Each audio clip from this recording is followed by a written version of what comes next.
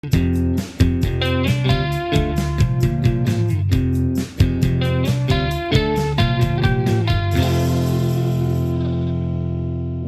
to History Lunch Break. I am Glenn Perkins from the Greensboro History Museum with our casual, occasional Friday talk show with important people and interesting history from Greensboro, and really now statewide, because if you know anything about the Greensboro History Museum, you know that recently we opened a new exhibition, North Carolina Democracy, 11 Elections, which really takes a look at the evolution of democracy in North Carolina, across North Carolina. And our approach is to look at 11 different elections from 1776 all the way up to 2010 that tell us how democracy and the idea of what that's meant has changed over time in our state. And a lot of those elections focus on changes in who could vote and also who could take part in North Carolina democracy in other ways. So today we're looking a little closer at one of the elections featured in the exhibition, the 1990 U.S. Senate race between Jesse Helms and Harvey Gantt. That was a contest that sparked the organization of an LGBTQ political action committee, NC Pride PAC. And I'm thrilled to welcome one of the organizers of that PAC, Mandy Carter from Durham, North Carolina, to talk with us a little bit about that history. Welcome, Mandy. Thank you. I'm so glad to be here, and a shout out to the Greensboro History Museum. But also, since we're going to talk about Pride PAC, all the people who made all that possible back in 1990 and what followed it and where we are now, I do want to just give a short remembrance of Mary Helen Klein. She passed recently. She was one of the executive directors of Pride PAC, and I want to just acknowledge her in terms of the memory of the work that got done. And, here we are, but still here. We are still here, still queer. That's fantastic. That's wonderful. And, and I know you'll have like a lot of these, sort of memories and people, because this was the work of a large community and people who had been organizing around issues, a lot of times, maybe outside of the broader public eye, right, for a while. The 1980s saw a lot of, what was then being referred to as gay and lesbian activism and organizing in North Carolina. Sort of what was the climate like even before the organization of Pride PAC? Yeah, well, a little bit of background. I actually moved to Durham, North Carolina in 1982 from San Francisco because of an organization called the War Resisters League, founded back in 1923. And a couple of people that are relevant is people like Bayard Rustin, who was part of the '63 March on Washington, but also WRL. I moved to Durham, North Carolina, because I was born and raised in upstate New York. I loved California. I moved there in 1967 in the Summer of Love, but I missed the Four Seasons, and I had been doing a lot of organizing. But that's AIDS. That's the AIDS crisis that was happening. So to go from San Francisco, where we were dealing with that, and then move to California, everyone knew about Jesse Helms because of his position on AIDS. He was so anti-gay, lesbian, but prior to that, he was one of the staunchest segregationists ever. And everyone knew him because of that civil rights movement organizing. So it seemed like him keeping up with the times of "but not you," that would be the AIDS crisis. So I knew about Jesse Helms before we got here. I think the game changer, quite frankly, there's an organization called the National Gay and Lesbian Task Force. And one of the staff people came down to Durham, Glenn, because we were trying to add the word sexual orientation to the human rights protection in the city of Durham. And she came down to testify. And when she did, she then said to a lot of us, Joe Hersenberg helped start Gay and Lesbian Democrats, and people like Mab Segrist and some others. What you going to do about the Jesse Helms race in 1990? Well, I guess we better be interested and concerned. So we held a meeting in Chapel Hill, and that became the foundation of what was ultimately called North Carolina Senate Vote 90 Political Action Committee. That was the birth of that, because one person said, "What you going to do about it?" And from there, but I'll stop there just for a minute. But I think the reality, for a lot of us though, Glenn, when you think about how change happens, it seems as if the changing of hearts and minds is important, pride, spoken word, but the changing of public policy. So when you get that combination of cultural change and then literally electoral change or political change, that's the reality, particularly in the state of North Carolina in the South. So, I mean, when when this suggestion came to you, did you feel like you had a community that you had come together with who could, contribute to what in a way to influence this really important Senate race? Hmm. Well, I think part of it also, when you think about the AIDS crisis and what was happening around that, one of the interesting things was when you think about the policy of the government, that was Ronald Reagan. And you think about how we had to culturally relate to the number of deaths. I don't know if you remember the thing called the Names Project, the AIDS Mhm. quilt. There was a huge march in 1987, Glenn, up in Washington, D.C., the 87 March on Washington for Gay and Lesbians. We added the B and T later. But one of the most amazing cultural things happened, in addition to we took 2 buses up from North Carolina, was the AIDS quilt. That thing was just so demonstrative, but no one came down from the White House, even though it was there. But I think a lot of people realized that was a moment of how would you change not only local policy, but also state. But we had a Girls Welcome. That was one of the companies that was first starting to do organizing. I mean, some of their medical Mhm. um, whatever. So you kept on getting these strong North Carolina connections and realizing who was sitting in Raleigh and making those policies, who was sitting in city council, but more importantly, who was sitting up in Congress representing us.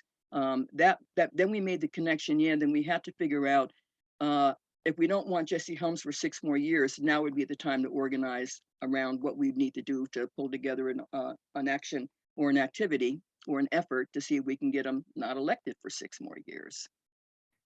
So when this suggestion comes to you in the, in the late 80s, Hmm. to that lesbian and gay community can really come together to contribute to this upcoming election. How did you get involved? And so what were some of your first experiences? Well, after Susan Hyde came down, in fact, it's what, 32 years ago. Well, we actually met at David Jones' house over in Chapel Hill. But, David was there and Joe Hersenberg was there, Mab Seegers, Meredith. There was a bunch of us.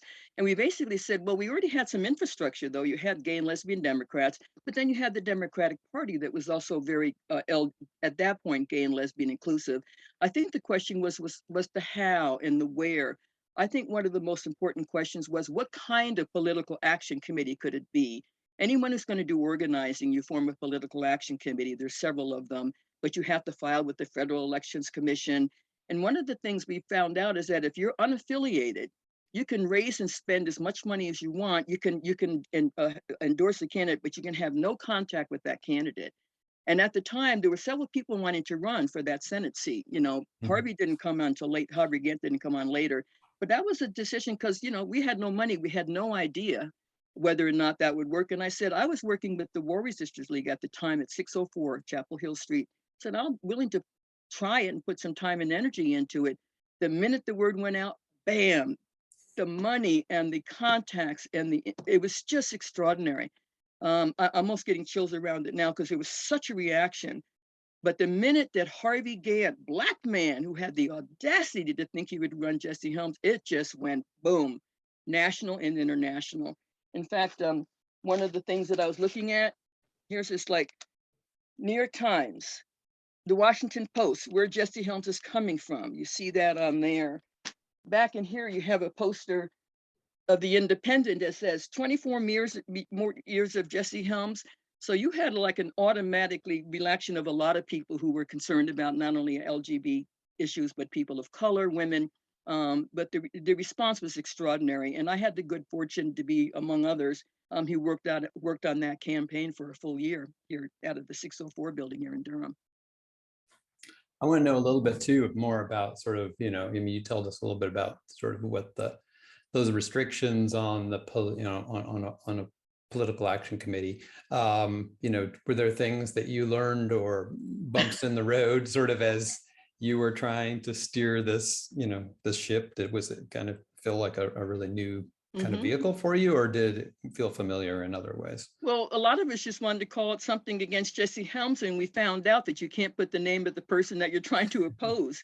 And we had to learn real quick about the Mhm. Federal Elections Commission. But Glenn, what was interesting, but you had other PACs. You have the NAACP, National Organization for Women, teachers, whatever. So they also already had that. information. And here you had the Durham People's Alliance, but you had the Durham Committee on the Affairs of Black People that also have a PAC. So by tapping into some local information, I think the one that was probably most interesting to us, besides being able to raise an unlimited amount of money, was realizing that we had to have someone who could keep the books. And one of the people we had, a good friend of ours, my mind's full right now, I'll think of it, but you had someone who was willing to, checks come in, we kept copy of every single check, you had to file reports. So that kind of minutia, but then we realized, but that's the minutia. If that's just for a 1-year campaign, why aren't we thinking about something going on longer? But before us, you had the North Carolina Human Rights Fund, which is already up and running, Glenn, around the issues of sodomy laws, employment, discrimination. So because they already had that organization up and running, they transformed into the Equality Foundation. I'm looking at the timeline.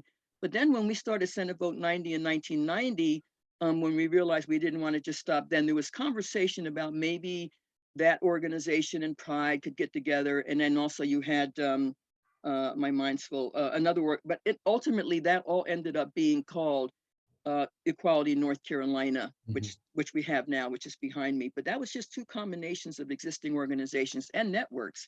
So that really made it possible. And here we are 32 years later, still doing organizing in the state of North Carolina.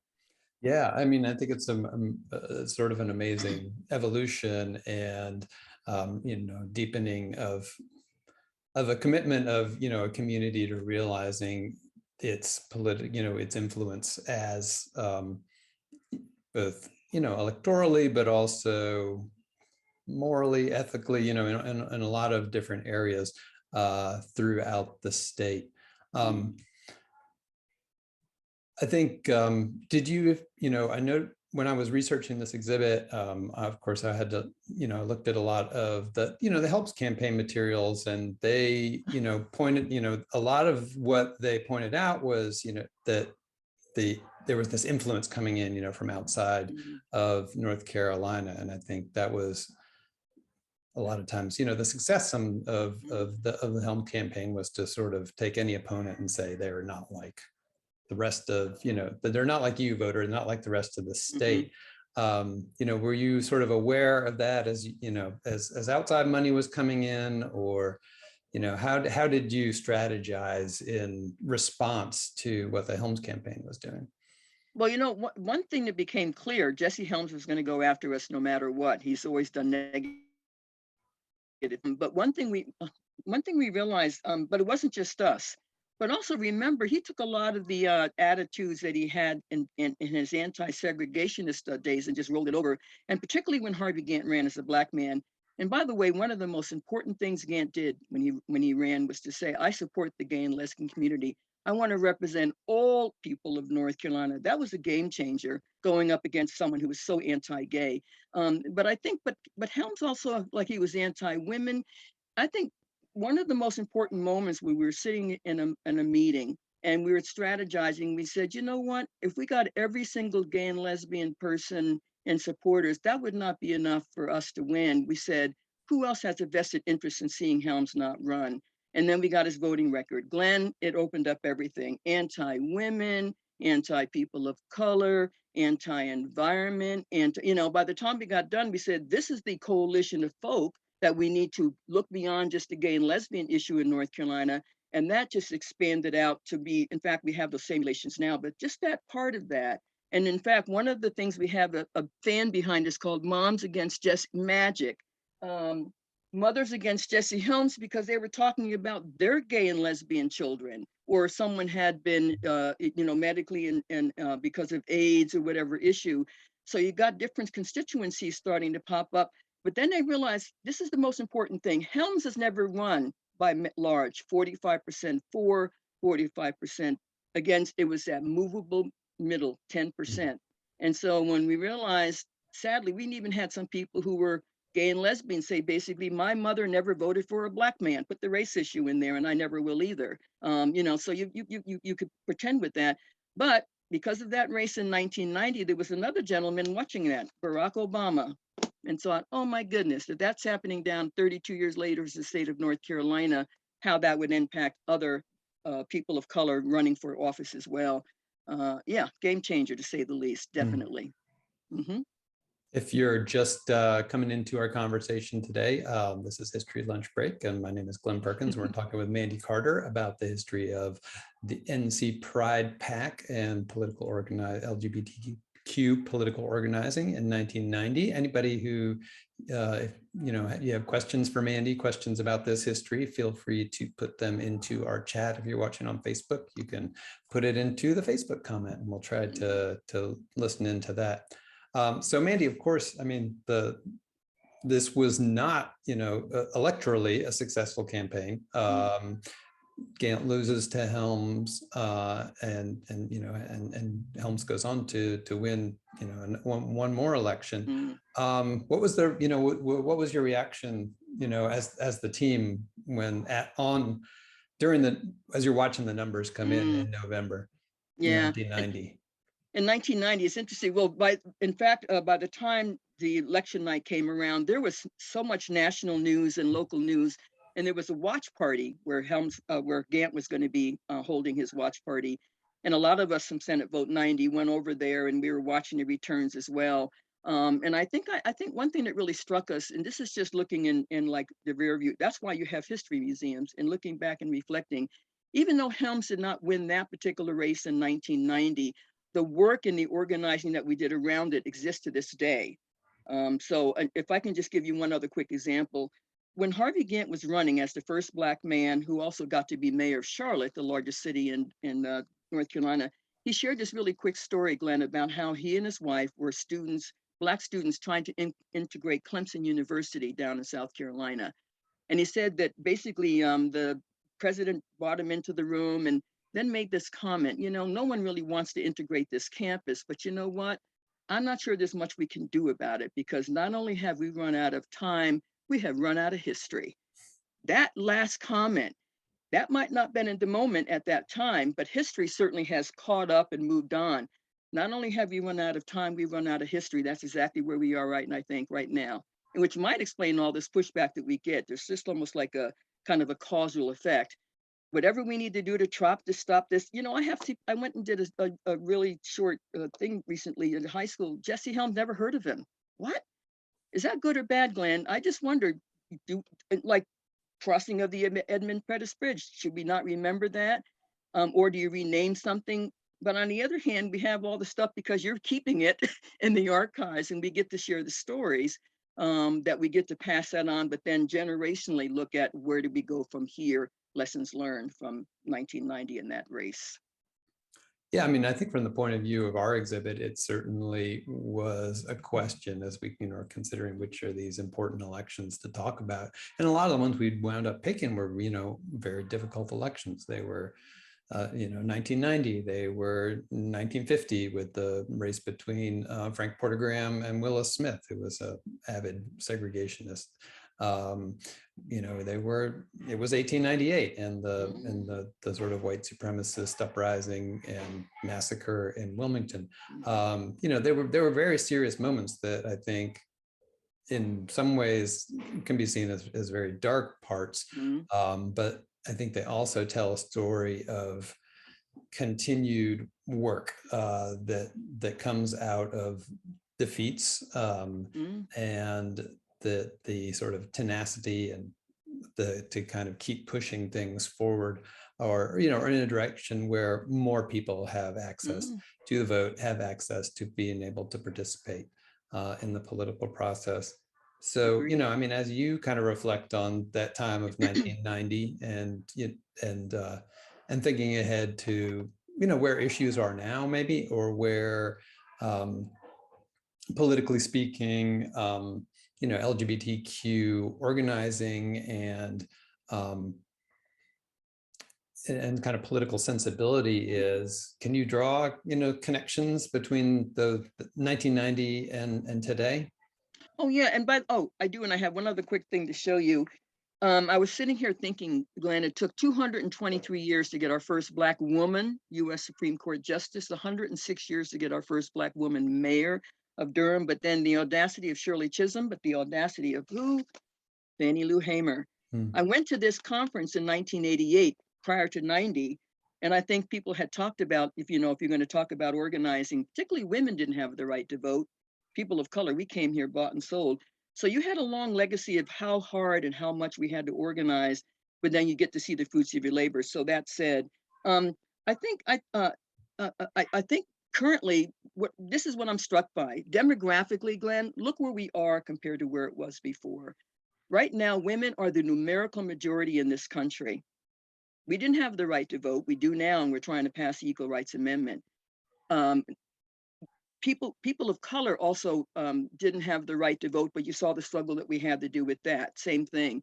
But also when you think about women in the military, remember thinking about men and women. Women and people of color have such a connection because everyone's been told, but not you.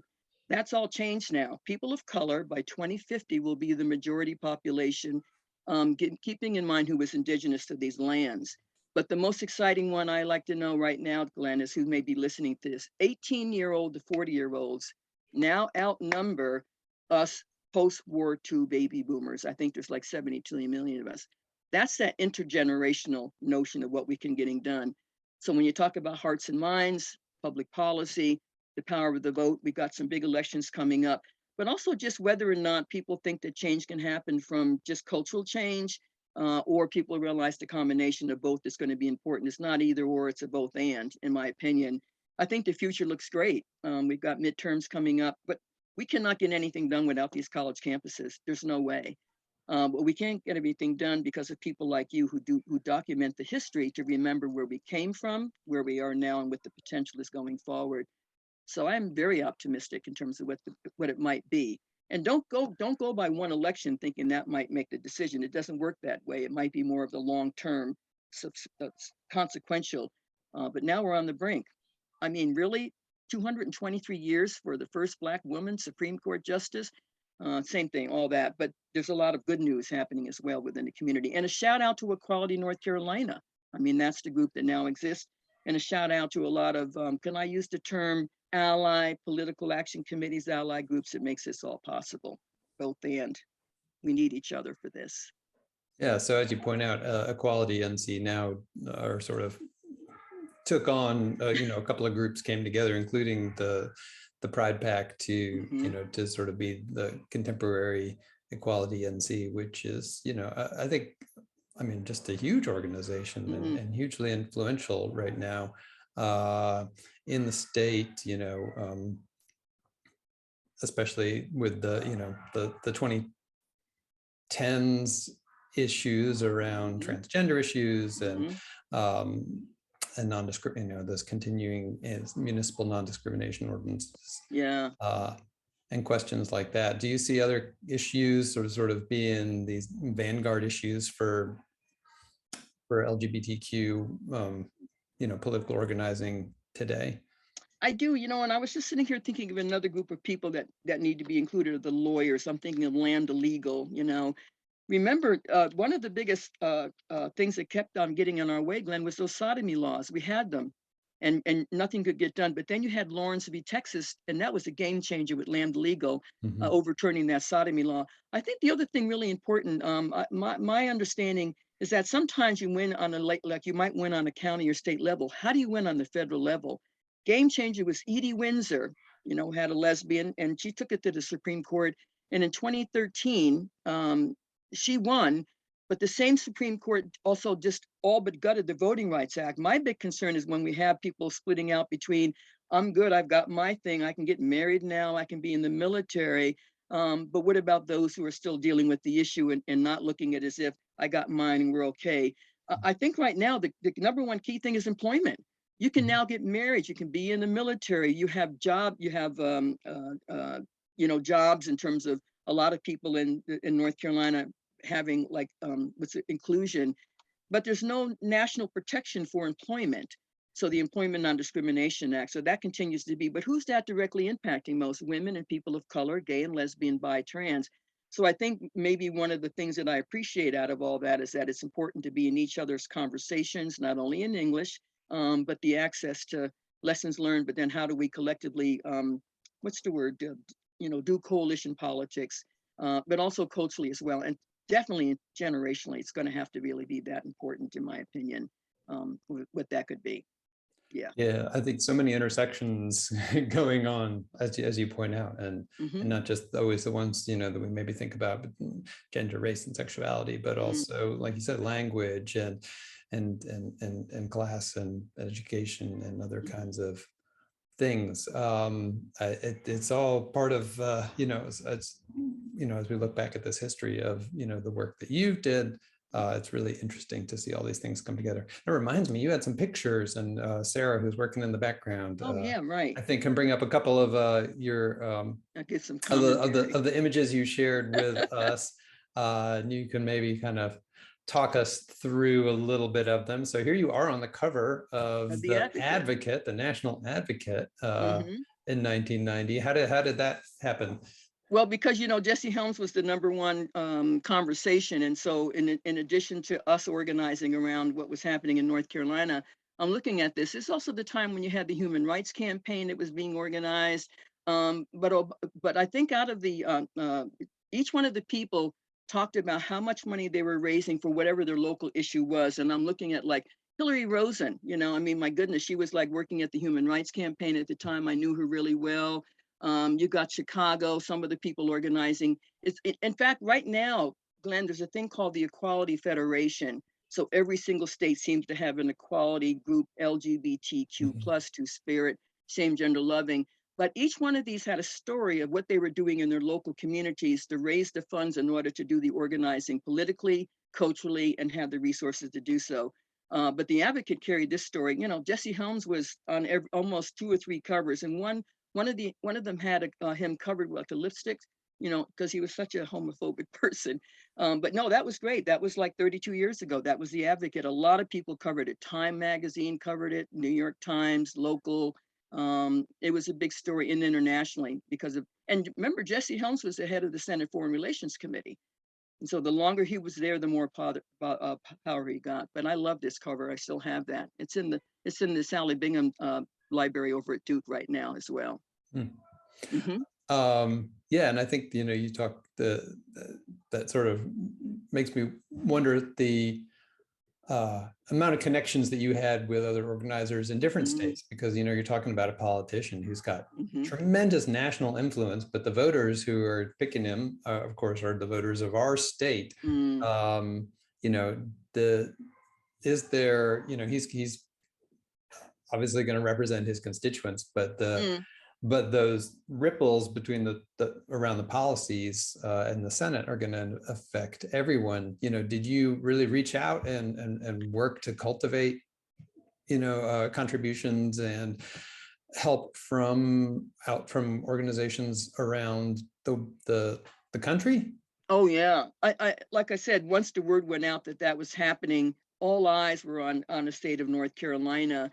So, and also because of the AIDS crisis at the time, you had a lot of organizations where that was direct connection with Helm. So I remember there was this amazing effort happening out of Oregon. They started doing campaigns of $9.11, 911. This is an emergency. People got so creative in terms of how they would fundraise or do organizing the National Organization for Women. Also, actually, 1990, that also started helping a little bit with the foundation of what is now called Southerners on New Ground, who will be 30 years old next year.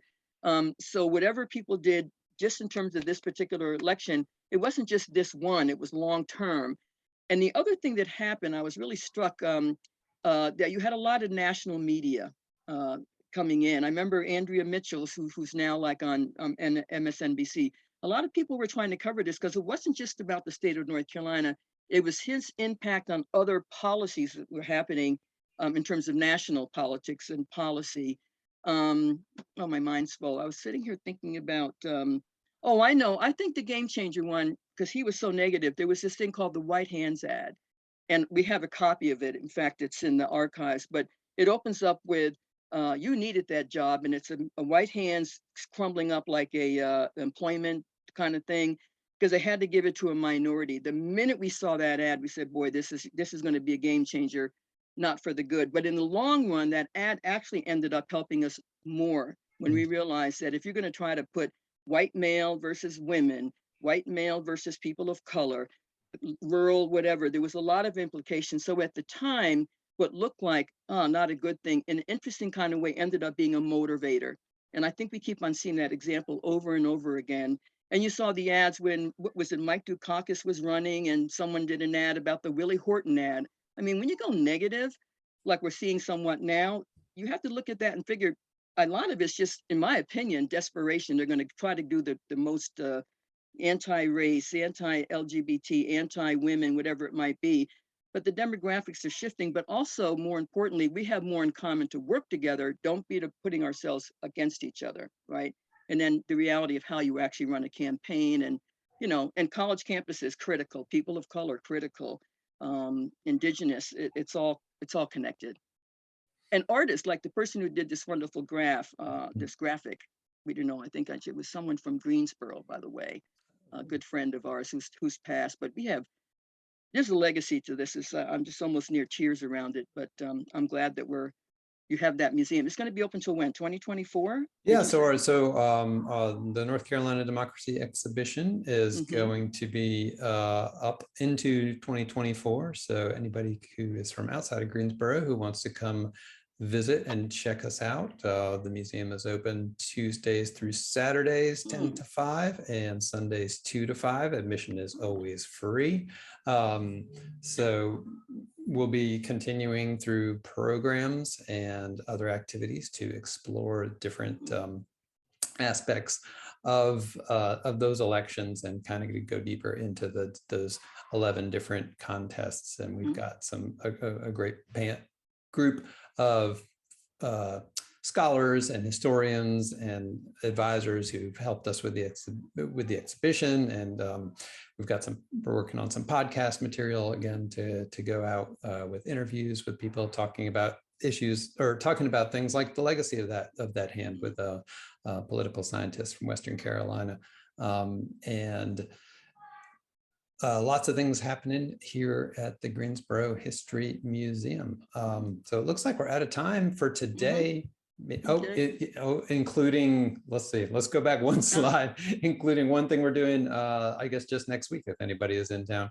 We're doing our Juneteenth history tour, Petals and Politics, looking at some of the influential Greensboro figures who really helped change what democracy meant in Greensboro. That's everything from Willa Player, the president of Bennett College, who was organizing voter registration drives prior to the Voting Rights Act.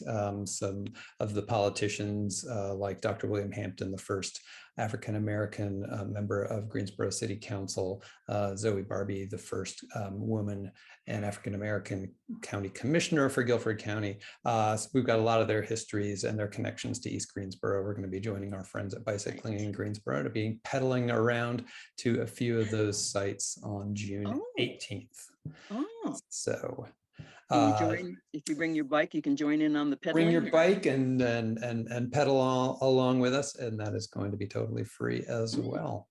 Mandy, I'm going to look forward to getting you down here to come and see the exhibit and kind of listen to you, some more of that history that you contributed to and are so kind to share with us today. I want to thank you for taking the time to spend with us and talk with us. I want to thank everybody in the audience for joining us today. And we will look forward to our next history lunch break coming up, I think in July, topic to be determined. But in the meantime, we will see everybody very soon. Thanks very much. Thank you. Oh, and shout out to the National Black Justice Coalition. Will be 20 years old next year. Our goal is to end homophobia and racism. Try to make that happen. Good. Thank you, Glenn. Thank you, Mandy.